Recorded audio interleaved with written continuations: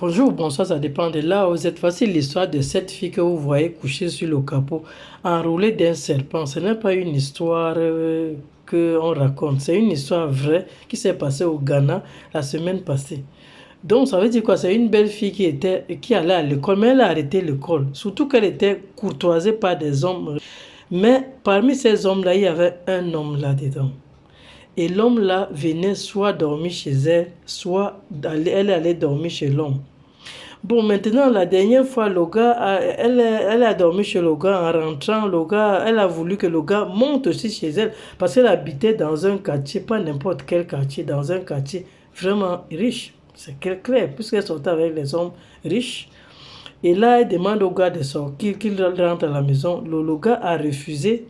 Le gars a refusé, il a dit que non, lui, il rentre chez lui. Parce que je pense que la fille s'est dit que, mais quel est ce genre d'homme que chaque fois, lui, il vient me déposer très tôt le matin avant le lever du soleil. Et même si je dors, que je dorme chez lui, que lui dorme chez moi. Là, elle a insisté. Et là, maintenant, ils sortent de la voiture avec ils étaient en train de se disputer, se disputer, se disputer. Et là, alors, dès que les lueurs de la lumière ont apparu, le gars est devenu un serpent.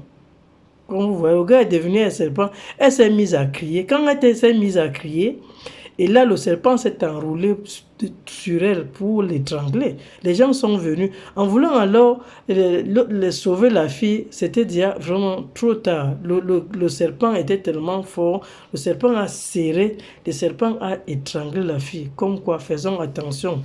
Avec qui on sort, avec qui on mange, avec qui on veut vraiment vivre notre vie, parce que c'est aussi ça. Hein. Pourquoi pas aller d'abord faire une voyance de voir avec qui on sort? Il ne faut pas que l'argent nous aveugle. L'argent ne doit aveugler personne. Ça, c'est une histoire. À vous-même, à vous de juger si vous pensez que c'est une histoire vraie ou pas. Voilà.